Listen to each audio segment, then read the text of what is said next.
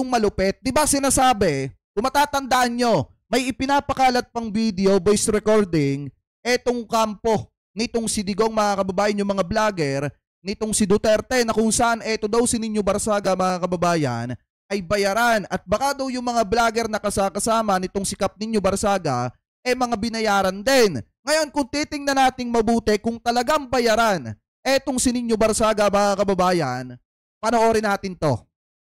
Ganun lamang yun.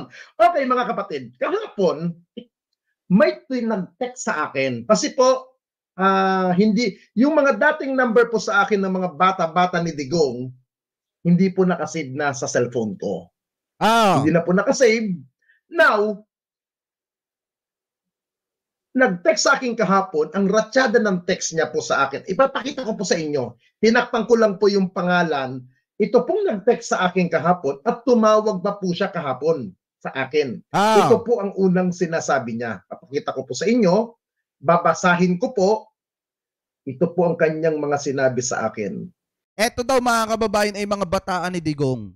Ibig sabihin, bata-bata ni Digong, mga kababayan. Baka ito'y member ng PDP. Ano po, anyway, ipagpatuloy pa natin. Pero ang pagkakaalam ko, parang chairman ata to. Wait kaping mainit. Nasaan na yun? Ito. Magbalik loob ka. PDP tayo, pro Duterte. Uulitin ko Magbalik loob ka, PDP tayo, pro Duterte. Dahil po ang number niya po, hindi na po nakasave sa akin, ito po ang reply ko. Sino po ito? Sorry po, bago po ang cellphone ko. Ninyo, mag-isip-isip ka na. Yan. PDP tayo.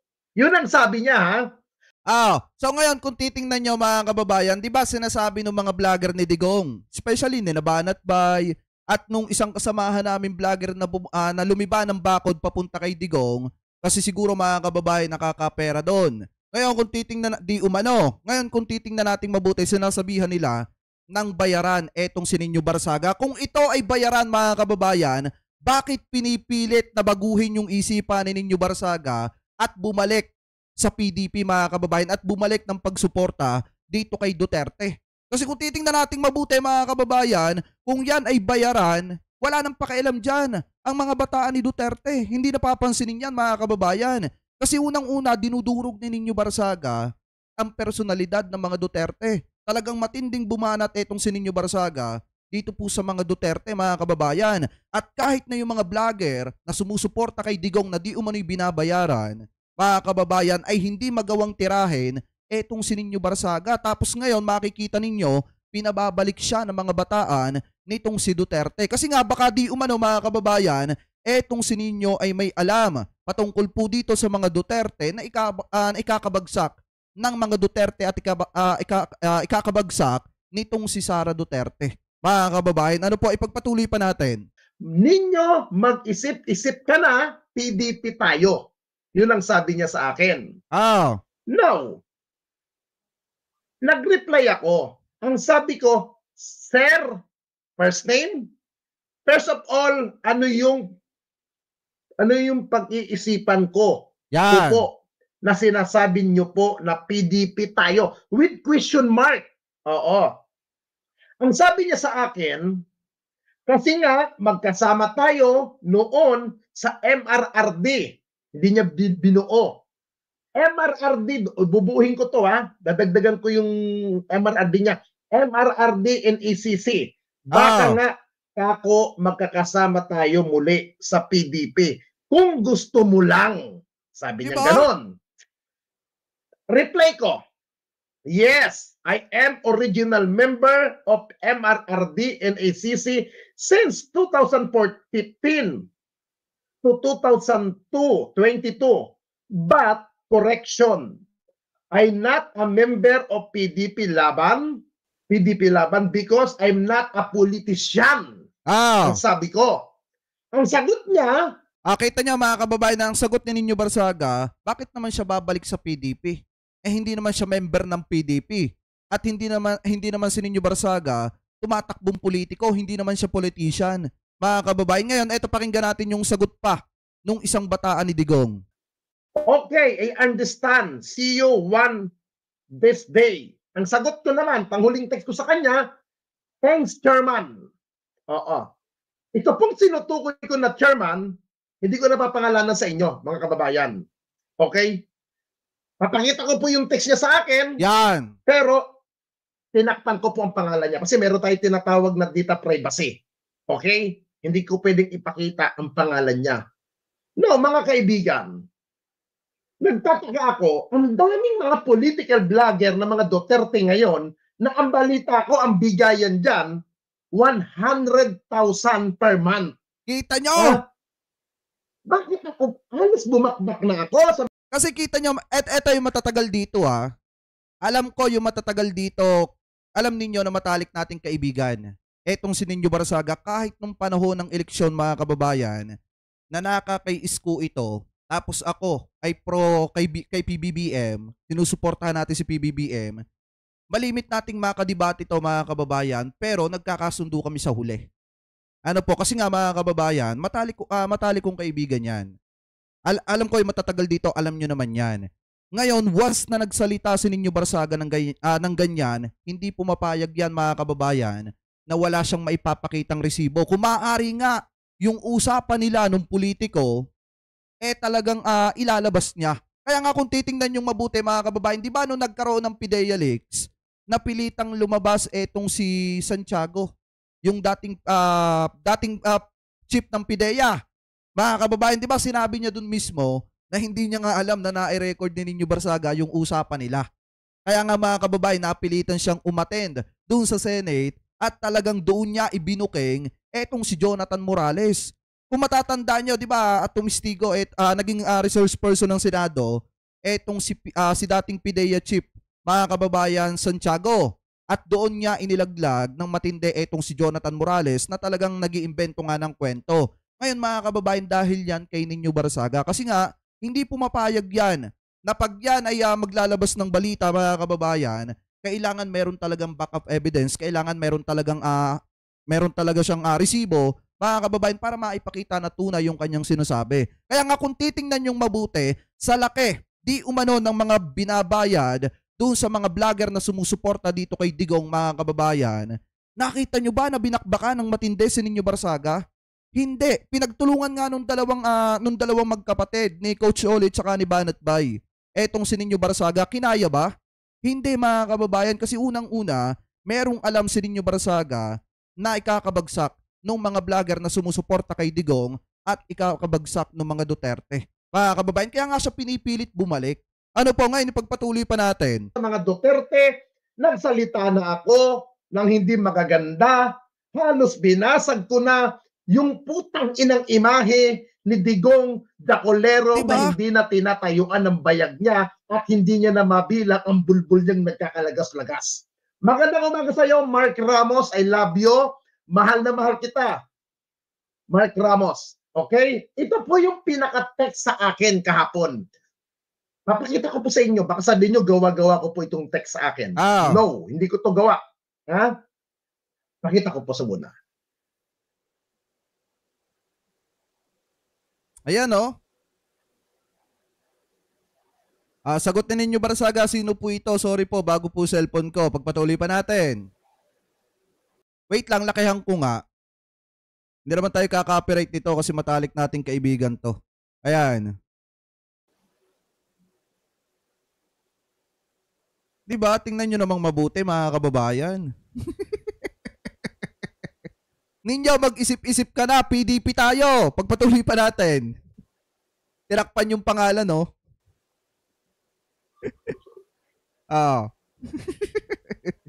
Sabi dito mga kababayan, kasi nga magkasama tayo noon sa MRRD.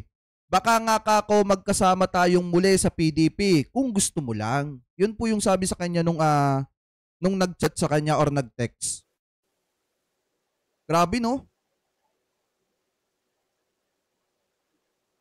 Kita nyo, laki ng bayaran, 100. O sabi pa dito mga kababayan, basahin pa natin. Ayan. Kaso nakatakip eh. Pagpatuloy pa natin.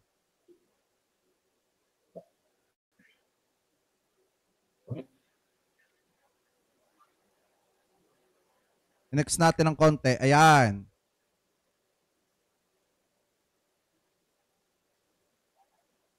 Ayan oh.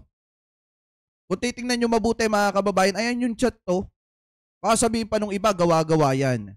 Kasi nga mga kababayan, pagka naglalabas ng expose yung si Nino Barsaga, laging may ano yan, may voice recording, boses ng politiko mga kababayan, tapos meron siyang mga ipinapakitang text or usapan nila. Ano po ngayon, ipagpatuloy pa natin. Sana all may 100K. Kita nyo kung gaano kalaki yung bayaran sa kabila. Tapos kami, aakusahan nyo na bayaran. Sasabihin nyo na binabayaran kami. Pambihira naman. Sasabihin nyo, ano yung sabi nila sa amin mga kababayan, binibigyan kami ng 1530. Binibigyan ng 30,000 daw per month. Samantalang sila pala yung tumatanggap ng pera sa politiko. Kaya talaga mga kababayan, ipinagdidiinan natin dito na talagang wala pa nag-o-offer sa atin na politiko. Kasi nga mga kababayan, pag nagbablog naman tayo, magbablog tayo ngayon, kinabukasan wala tayo. Kinabukasan po ulit, minsan dumarating yung 3 araw hindi tayo nakakapag-live. Tapos ngayon mga kababayan, naakusahan nila yung mga pro-government vlogger na binabayaran daw. Yun pala, sila pala yung binabayaran. Kaya nga ako nagtataka ako mga kababayan Eto nagtataka ako ng sobra mga kababayan doon sa kasamahan namin dati. Doon po sa kasamahan namin dati yon pagkasama namin, uti mo yung pang sigarilyo, mga kababayan, hinihingi pa sa amin. Pagkasama namin dati yung vlogger na yon, na ngayon ay kasamahan ng mga banateros, mga kababayan, magaling siyang mamburaot at marami siyang issue sa mga OFW. Na di umano yung mga ini-scam niya kasi nga walang pampagamot, gumagamit pa siya ng iba't ibang mga tao, mga kababayan, para mang-scam. Ngayon, ang nakakapagtaka, nung napapasok siya doon sa samahan ng mga banateros, mga kababayan, nagkaroon siya ng isang mamahaling motor na malaalaki-buloy, mga kababayan. Ngayon, ang nakakapagtaka dito, ang bilis naman, ilang buwan lang buhat nung pumunta siya doon. Tapos nagkaroon agad siya ng napakamamahaling motor, mga kababayan, na kung iisipin yung mabuti, hindi mo kayang bilhin yun Hindi mo kayang bilhin ng napakadali kung vlogger ka lang. Lalo na kung wala ka namang trabaho din. Hindi mo kayang bilhin yon mga kababayan. Pero kung usapang pinag-ipunan niya, alam namin mga kababayan na gastador yung tao na yon. Kaya nakakapagtaka na nagkaroon agad ng ganong kabilis ng mamahaling motor na hinihingi niya lang dati sa mga OFW na taga-suporta niya. Kaya pala mga kababayan, kung isipin nating mabuti, kaya nagkakaroon ng ganung kabilis mga kababayan na mga gamit, mga luho, etong mga vlogger na sumusuporta sa kabila, kasi ang laki pala ng bayad. Kung ikaw ba naman bayaran per month di umano ng 100,000, abay kahit anong paninira sa gobyerno kay PBBM gagawin mo. Kasi ang laki ng bayad sa'yo, 100,000 pesos. Mga kababayan, ano po ngayon, ipagpatuloy pa natin. Kaya kung makikita ninyo, sabi dito, ang reply ni Nino Barsaga, yes, I am an original member of MMRD and ECC since 2015 to 2022, but for correction, not member of PDP Laban because I am not politician. Ang sabi naman mga kababayan, noong kumukumbinsi sa kanya na bumalik sa PDP, mga kababayan, okay, I understand. See you one of these days. Mga kababayan, yan po yung sabi sa kanya. Anyway, pagpatuloy pa natin. Kita nyo, kilala nga nung kilala nga nung mga supporter natin, yung binabanggit kong vlogger kahit di ko pangalanan. Mga kababayan, ano po, anyway, pagpatuloy pa natin Ayan, nakalagay dito, thanks chairman. Yan yung reply ni Nino Barsaga. Ibig sabihin, baka chairman ito ng PDP Laban. Or baka mga kababayan, chairman ito sa isa sa mga samahan na hawak ni Duterte. Ano po kaya kinukumbinse etong si Nino Barsaga na magbalik loob sa mga Duterte, mga kababayan. Ano po, ipagpatuloy pa natin. Ayan Tawag ko sa kanya, chairman po siya nung panahon na yon sa isang cabinet posisyon. Tinalaga siya ni dating Pangulong Duterte na chairman. Kaya chairman ang tawag ko talaga sa kanya. Now, mga kaibigan, ito ang nakakatawa. Nung sinabi ko sa kanya kagahapon, tinawagan niya ako at ang sabi niya, Ninyo, Duterte ka. Hindi ka BBM, hindi ka Romualdez. Yun ang sagot niya. PDP Laban ka, Ninyo. Sabi niya ganon. Ang sagot ko sa kanya kahapon, Sir, correction po. Hindi po ako politikong tao. Pamilya ko politiko. Ako Oo. po ay isang vlogger lamang. Hindi po ako politiko. Yun ang sagot ko sa kanya. Now, parang nairita siya kahapon doon sa pag-uusap namin sa cellphone, sa tawag niya, dahil ang sabi ko, unang-una sir, naging faithful ako kay dating Pangulong Duterte. Tama. Nung siya'y bumaba sa pwesto, nanawagan po si dating Pangulong Duterte sa mga supporter niya, sa mga taong ika nga solido. Kabilang ako doon, sabi ko sa kanya. Sinunod ko ang payo ni Pangulong Duterte dati. Tulungan, suportahan ang bagong papasok na administrasyon ni Pangulong Ferdinand Romualdez Marcos. Ngayon, ang sabi ko sa kanya, Sir, sinunod ko naman ang payo ni Pangulong Duterte. Yung madalas ko sinasabi sa mga vlog ko, alam ko nanonood to ngayon eh. Kasi pinorward ko sa kanya sa Viber ko itong live video ko. Makinig ka, matandang ulyanin ka. Ha? Hindi kita mapakalanan. Pero kung ako i-challenge mo, utang ina mo ka, matanda ka. Tandaan mo, after ng pagbaba ni dating Pangulong Duterte, meron ka sa akin ipinagagawa, meron kang inuutos dati na sirain ng isang opisyal ng gobyerno. Saan tayo nag-meeting? Eto mga kababayan yung mga nagko-comment dito ng mga DD-shit na sinasabing invento lang yung ipinapakita ni Nino Barsaga dyan. Huwag yung hintayin na pangalanan ni Nino Barsaga yung dating cabinet member ni Duterte na nag-chat sa kanya niyan, na nag-message sa kanya niyan mga kababayan. Huwag niyong hintayin na ibulgar ni Nino Barsaga yung mga ipinagagawa ng mga member ng gabinete ni Duterte. Kasi mga kababayan, sabi ko nga sa inyo, si Nino Barsaga kasi yung tipo ng tao na talagang maraming alam patungkol po sa mga Duterte. Kasi unang-una, di ba nung sinopla, ito yung isang halimbawa dyan na hindi talaga nasagot mga kababayan ni Banat Bay. Di ba kung matatandaan nyo, nagkaroon ng pagtatalo etong si Nino Barsaga at saka si Banat Bay. Di ba sinabi ni Nino Barsaga mga kababayan na si Banat Bay ay bugaw. Bugaw daw ng mga babae, mga kababayan na dinadala doon daw po sa may sa pakitama na lamang po ko kung ako po ay mali sa may Malacanang ata, and then mga kababayan 120 per ulo. Ngayon mga kababayan, hindi nasagot ni Banat Bay yun. Kasi nga siguro tunay, totoo yung sinasabi ni Nino Barsaga. Tapos ngayon mga kababayan, eto na. Merong ibubulgar si Nino Barsaga kung sakaling pilitin siya nung dating cabinet member nitong si dating chairman ng gabinete nitong si Duterte mga kababayan. Kung sakaling pilitin siya, i-challenge siya mga kababayan, baka ilabas niya yung hawak niya na ipinagawa sa kanya nung dating member ng gabinete ni Digong. Ano po, hindi natin alam kung ano yung ipinagawa sa kanya, pero may pinasisiraan siya na isang taong politiko. Ano po ngayon, ipagpatuloy pa natin? Sa Rockwell, nasa akin ang mga text mo pa yan. May mga conversation tayo sa Rockwell, sa Viber. Tandaan mo yan, Chairman. Hindi mo maididinay sa akin. Hindi kita mapakalanan. Pero wag mo kong uutusan, wag mo kong tatawagan para sabihan ako na magbalik loob. Bakit ako magbalik loob dyan? Ang gulo-gulo na ninyo Gagamitin nyo na naman ako dyan? Tama! Hindi ko sinasabi. Mula ako naging political vlogger 2020, never akong naging anti-government. Tama. Dahil ang patakaran ko sa buhay ko, ang advice sa akin ng tiyuhin ko na yumao na dating congressman, okay lang yan ninyo, maging vlogger ka dyan. Okay lang yan makisawsaw ka sa larangan ng politika sa pagbablog. Pero, wag na wag kang magiging anti-government. Yan! Ninyo.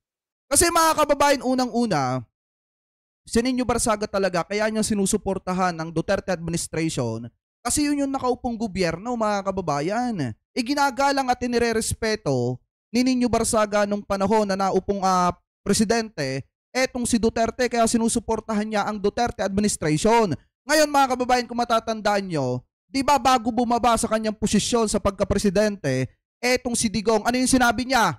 Respeto yung papasok na administrasyon. Kaso nga lang ang problema, sila yung hindi rumispeto sa ating administrasyon mga kababayan, sa administrasyon ni PBBM. Kaya kung titingnan yung mabuti, kada magpapalit ng administrasyon nakasuporta, etong si Nino Barsaga, kasi unang-una hindi po anti-government yan, mga kababayan.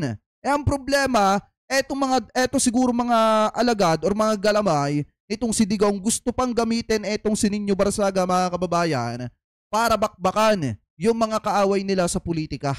Ano po, para siraan mga kababayan yung mga kaaway nila sa politika, or kaya ba or eto yung isang dahilan kung bakit kaya nila pinababalik si Nino Barsaga, dahil baka kumanta si Nino Barsaga kapag hinamon ng mga politikong ito, or kung tirahin ng mga politikong ito etong si Nino Barsaga. Kasi hawak ni Nino mga kababayan yung mga sikreto nung ibang mga member ng gabinete nitong si Duterte nung panahon ng Duterte administration.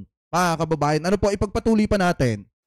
Sinusunod ko kahit patay na yung tiyuhin ko na advice sa akin ni dating Congressman PD Barsaga. Oh. Yan.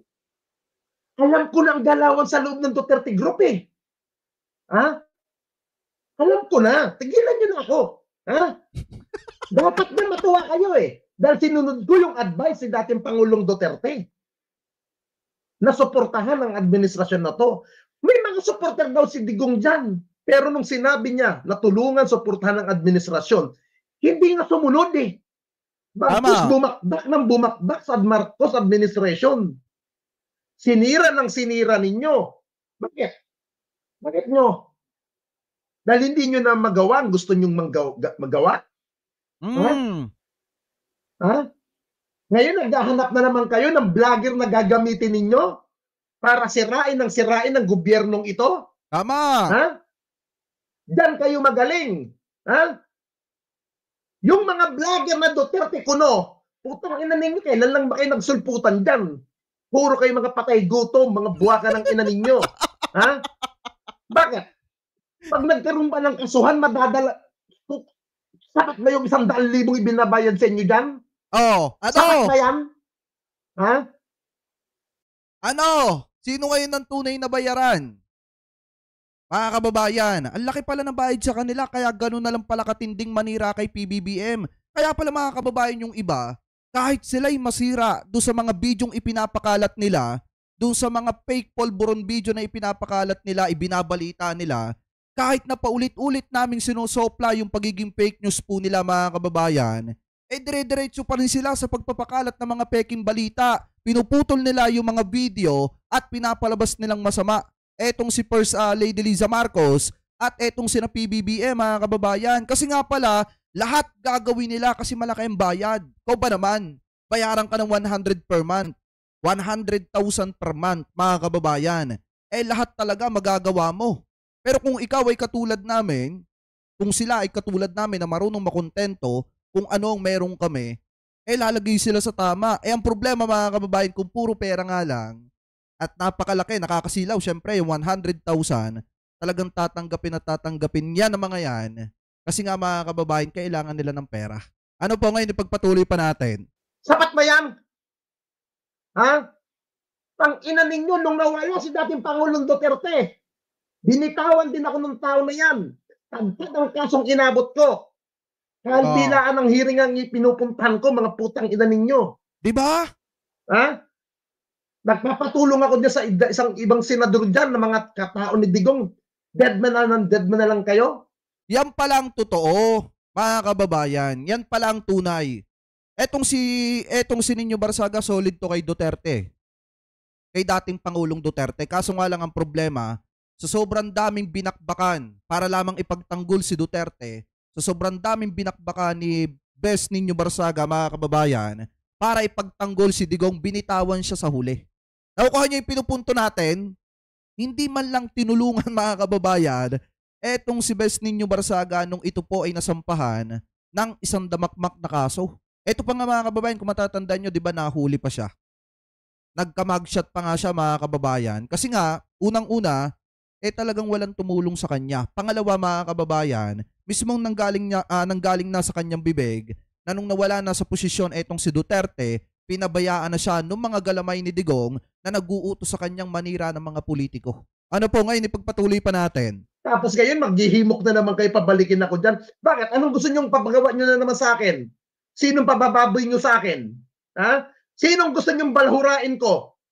Mga putang ina ninyo. Ha? Ha? Ganyan ang galaw ninyo dyan. Ha? Ako, hindi ako nag-a-apply na vlogger. Putang ina ninyo. Ayan o. Opisyal ng gobyerno dati ni Digong. Malapit sa kanya yan, i-message ako. Buti nga, di ko pa nilalabas buong pangalan niya sa social media eh. I-text niya ako ngayon. Putang ina niya na mabaliw siya sa akin. Ilabas ko yung mga conversation namin. Yan! Pati yung pinapaaway niya na kung sino-sino opisyal. Sige. Diba? Kinang ina ninyo, tigilan nyo ako ng kahibangan nyo. Alam mo, Manong, may lupa ka na rin. Mamamatay ka na lang. Hindi ka pa magtino. Sabi dito, Jake Magnus TV, masyado kang nagbibingi-bingihan sa mga nangyayari sa ating bayan.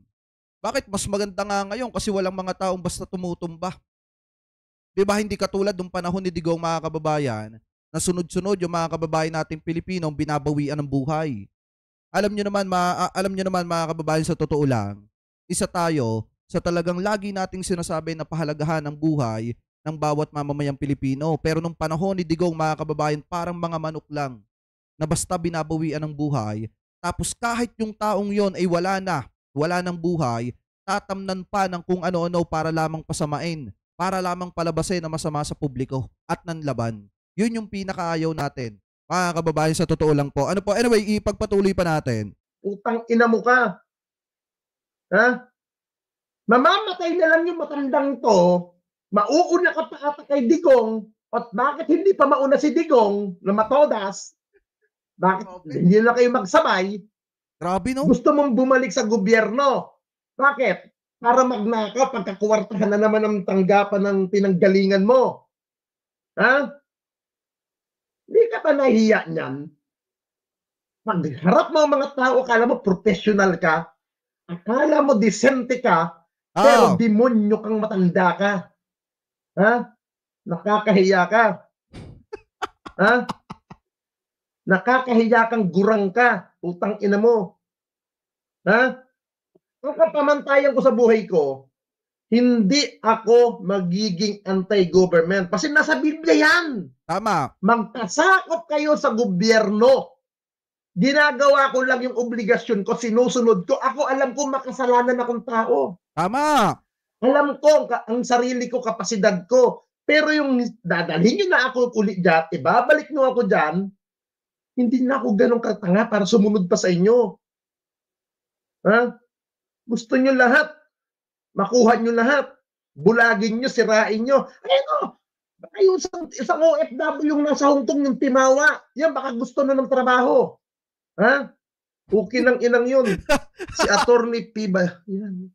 Hindi ko na lang papangalanan. Itong gurang na ito. Gurang na to eh. Ha? Yung binabanggit mong Attorney P. Nagkita kami nung nakaraan sa Green Hills eh. Nagkataon, kumakain ako doon sa isang gutuhan. Yung gutuhan sa Green Hills, sa Vera Mall. Vera Mall sa Green Hills. May kinakain na akong gutuhan dyan. Masarap yung gutuhan dyan eh. Kaya lang 250 ang isang goto, small. Nakita ko rin si matandang attorney na yan eh. May kasama. Si Panelo. Hindi si Panelo, mga kababayan eh. Iba yung ano eh. Iba yung tumawag kay Nino Barsaga. Pero malapit kay Duterte yon. Medyo may katandaan na rin. Mga kababayan, I think nabanggit natin yung pangalan nun nung tinalakay natin yung about doon sa paglabas ng isang media outlet. Doon sa peking doon sa inilabas ni Maharlika na dokumento na di umano'y ang presidente gumagamit ng ipinagbabawal na bato. Nabanggit natin yung pangalan nun doon. Anyway, ipagpatuloy pa natin. Asawa niya yung kasama niya. Legit naman na asawa niya kasama niya eh. Naka-Amerikana pa eh. Nung, I think, Friday o Webes, nandoon siya eh. Ha? Ito na sabihin ko sa inyo. Hindi nyo na ako maibabalik dyan. Ha? Kung anong kinalalagyan ko, alam ko ang tama. Ha? Sasabihin nyo, balingbing ako. Tingin ko mga kababayan yung clue, ang pangalan nun letter C. Letter C. Hindi. Apelyido letter C. Mga kababayan. Sasabihin ninyo, hudas ako. Mas hudas ako kung hindi ko sinunod ang sinabi ni dating Pangulong Duterte na suportahan, tulungan ang administrasyon na to. Doon magiging hudas ako kung hindi ko sinunod ang panawagan ni dating Pangulong Duterte. Sinunod ko ang utos niya. Kaya dito ako. Ngayon, uulitin ko ulit. Kung may awayan man si Pangulong Duterte at si Pangulong Marcos, labas ako dyan. Ha? Wala akong pakialam sa awayan nilang dalawa. Totally na si Pangulong Marcos. Bakbak kayo ng bakbak. Tama. Hindi ba tayo salita lamang kay Pangulong Marcos na binabakbakan kayo? Hindi. Yung kasi masakit talaga dito. Kung ikaw ay sumusuporta kay PBBM, makikita nyo naman mga kababayan na kahit paulit-ulit binabakbakan ng mga Duterte si PBBM, nakarinig ba sila ng salita kay PBBM? Gumanti ba si PBBM mga kababayan ng matinding bakbak dito sa mga Duterte? Hindi. Kasi ano ang ginagawa ng ating presidente? Nagtatrabaho lamang siya na nagtatrabaho para ano? Para maibangon ng Pilipinas at magawa yung dapat gawin mga kababayan na makakatulong sa mamamayang Pilipino. Unlike dito sa mga Duterte na dire-diretso yung pagbakbak kay PBBM, tapos makikita nyo isang araw sasabihin na okay naman yung presidente, na parang ang ginagawa nilang uto-uto si PBBM. Ano pa? Anyway, ipagpatuloy pa natin. Hindi nga pumapatol sa inyo yung mama. Yes, talaga hindi ako babalik dyan. Ba't ako babalik dyan? Putang ina nila. Ha? Ha? Ha? Tandaan nyo guys. Ha? Si Pangulong Marcos, kampante lamang sa sarili. Hindi siya pumapatol sa mga walang kakwentang taong katulad nyo. Tama. Yung sinisira nyo, si House Speaker Martin Romualdez. Kung ano-anong pinagkasabi nyo kay Speaker Martin Romualdez. Pinatulang ba kayo ni Speaker? Hindi. Bangkos yung mga nagtatrabaho, umiikot, at dahil pinakikinggan ni Speaker Martin Romualdez kung anong hinaing ng mga tao. Tama. Kung anong gustong iparating ng mga tao sa gobyerno, nagiging tulay. At si Speaker Martin Romualdez na sinasabi ng tambaluslos, ganito, ganyan, hindi siya yung politikong patulog-tulog sa opisina. Ha? Daman ng tao na umiikot si Speaker kasi alam ni Speaker, ang kanyang trabaho bilang House Speaker, pakinggan, alamin kung ano ang maitutulong ng gobyerno. Ha? At yan ay pinararating ni Speaker Martin Romualdez sa Pangulong Marcos. Tama. Para maaksyonan. Ha? At dito sa Marcos administration, walang nagmumurang gobyerno. Ha? Tama. Hindi sa dating administrasyon, puot at galit, pagmumura, putang ina nyo, sisipain ko kayo, papatayin ko kayo. Dito walang ganyan. Tama. Ha? Hinahayaan ng Marcos administration. Mas decente ngayon, mga kababayan, yung gobyerno unlike sa dating administrasyon. Yan yung totoo dyan. Huwag sana magagalit yung mga didishat pag sinasabi natin yon. Kasi kung titingnan natin yung usapang decente, mga kababayan, mas decente yung administrasyon ngayon. Kaya kung makikita ninyo, 'di ba, iba't ibang mga presidente ng iba't ibang bansa ang pumupunta dito sa ating bansa, mga kababayan, kasi nakikita nila na okay na yung gobyerno natin ngayon. Hindi na katulad ng dati na hindi decente. Mga kababayan, ngayon na nakikita ng mga presidente ng iba't ibang mga bansa, mga kababayan, decente na yung gobyerno natin sa panahong ito ngayon, unlike noon. Mga kababayan, na puro galit, puot, pagmumura, at pagbabanta sa ibang mga tao. Mga kababayan, ano pa? Anyway, ipagpatuloy pa natin. Administration, mabuhay ang mga taong sumusuko, ang mga tao na nahuhuli. Tama. Hindi kagaya ng administrasyon ni Pangulong Duterte, pinapapatay ang mga tao. Diba? Pag alam nilang kalaban sa gobyerno, pag alam nilang kalaban nila sa politika. Ha? Dan kayo nakakahiya, mga puki ng ina ninyo. Ha? Tapos ngayon, isang tanga ng member ninyo, isang tangang official ninyo, mag-aaya na balik loob na daw ako. Ba't ako naman balik loob sa mga gagong katulad ninyo? Oo. Ha? Ha? Nakakahiya kayo, mga puki ng ina ninyo. Ha? Nakakahiya. Ha? Bakit? Naghanap na naman ba kayo ng vlogger na uutuin ninyo, na uululin ninyo? Para magsama-sama na naman dyan. Ha? Diba? Kasi yung mga vlogger ni Duterte ngayon, yung mga sumusuportang vlogger kay Duterte, wala na mga kababayan. Kung tutuusin, talagang yung inilalabas na fake news para sirain ang Marcos admin, hindi na umuubra sa publiko. Kaya nga kung makikita ninyo, di ba kung ano-ano na lang mga pukulo ang inilalabas ng mga vlogger ni Duterte para lamang ipagtanggol. Etong sinadigong, yan sinakibuloy mga kababayan. Pero may nangyari ba? Naprotektahan ba nila si Kibuloy? Naitago ba nila? Hindi mga kababayan, nasa kote pa rin. Yung mga Duterte mga kababayan, may mangyayari ba sa pagprotekta ng mga vlogger? Wala, kasi darating yung time mga kababayan, pag lumabas na yung arrest warrant galing sa ICC, maaaresto din sila. Wala silang magagawa. Ano po ngayon, ipagpatuloy pa natin. Ayos ako dito sa gobyernong ito. Ha? At obligasyon ko ang sumunod sa gobyerno, ang magpasakop sa gobyerno. Hindi ako rebuilding tao. Hindi Tama. ako komunistang tao para lubanan ang gobyernong ito. Ha? Hindi ako aktivista. Hindi ako rebelde para para walang hiyain ng gobyernong ito. Ha? Hindi pa nasisira ang ulo ko para hiyain ang gobyerno at bastusin ko ang gobyernong ito. Ha? Tapos gusto ninyo, magbalik loob na daw ako. Ha? O ito guys ha, sa mga bagong pasok, para po alam ninyo, yung message sa akin ng isang siksip, isang dikit, isang tagahimod ng tumbong ni dating Pangulong Duterte. Hindi ko nila papangalanan. Papakita ko sa inyo yung private message niya sa akin kahapon. Ito po yun.